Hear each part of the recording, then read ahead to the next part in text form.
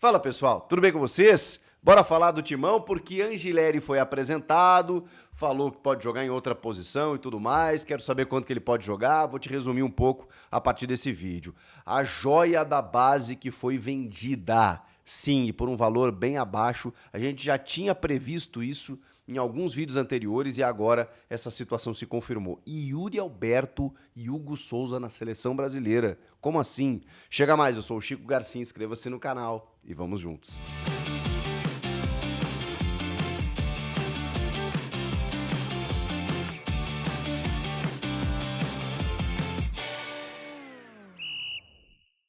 Bom, pessoal, reforço na área, Fabrício Angileri, o lateral esquerdo, o único reforço do Corinthians nessa janela de transferências, né? Ele foi apresentado aos jornalistas, ao torcedor e respondeu, olha, cerca de meia hora aí, várias perguntas dos repórteres, especialmente sobre a sua condição física, sua capacidade de enfim, de chegar no Corinthians, tendo vindo de um clube europeu, tendo tido bom destaque no River Plate e na expectativa aí de brigar por titularidade. E eu já digo para vocês que vai demorar um pouquinho a questão do ritmo de jogo, mas ele vai ser titular, ele veio para isso especificamente, indicado inclusive por Ramon Dias para ser o lateral esquerdo do Timão. Ele falou sobre a sua condição física, de que ele vinha treinando e que ele está pronto, se sente pronto. Claro que, obviamente, né, depende aí a questão do ritmo de jogo. Ele foi inscrito no Paulistão, ele entrou no BID, no Boletim Informativo Diário. Ele poderia jogar contra o Mirassol, que eu acho muito difícil que aconteça, né? Mas talvez ele ganhe alguns minutos.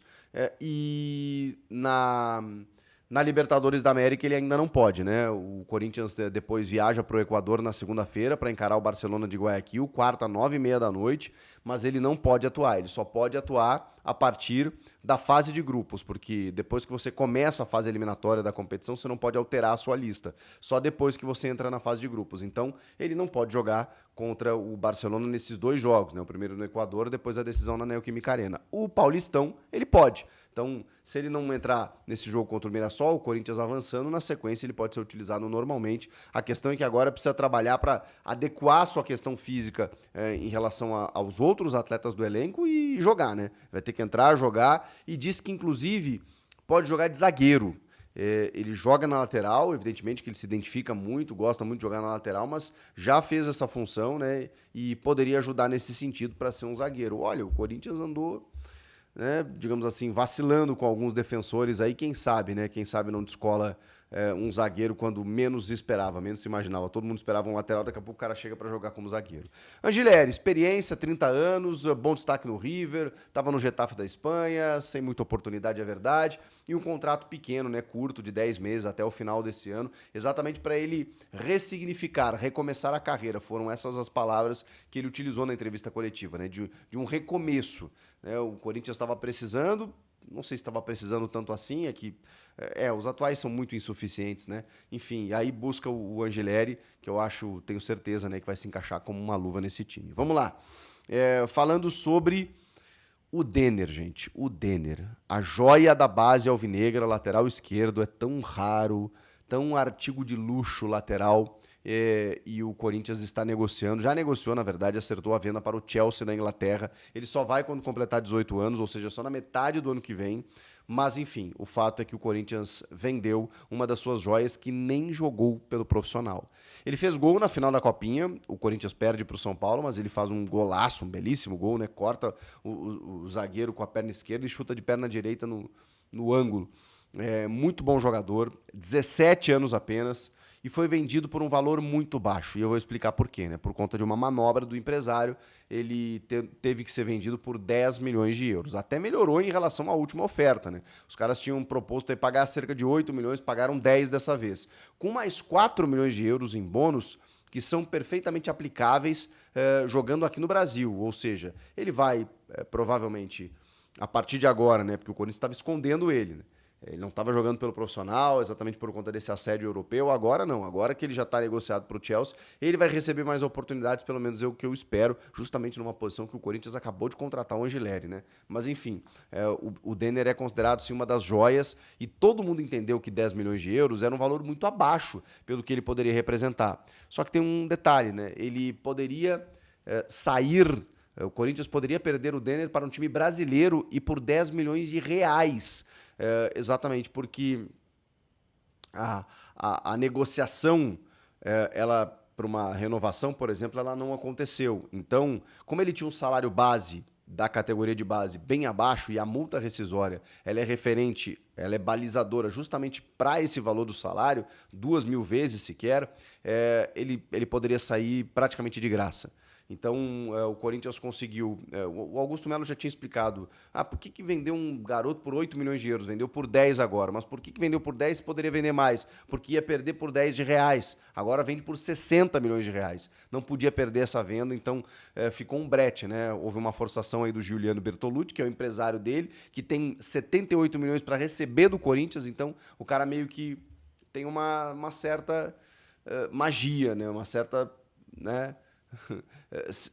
Crescida para cima do Corinthians aí, e ele que define, né, praticamente quando que a venda acontece. O Denner acertado com o Chelsea da Inglaterra, vai na metade do ano que vem, como eu disse para vocês.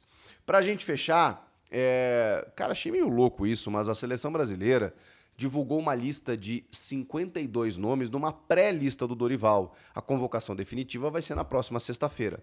Eu tenho dúvida se essa pré-lista ela motiva o jogador, que acho que parece ser esse o intuito, ou se ela desmobiliza, né, depois do fato consumado, né? Porque muitos estão saindo agora e daqui a pouco não estarão na semana que vem.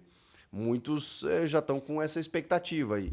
Então, sei lá, a gente precisa entender aí qual o motivo, né, dessa divulgação dessa pré-lista. E nessa pré-lista de 52 nomes, temos lá Hugo Souza e Yuri Alberto.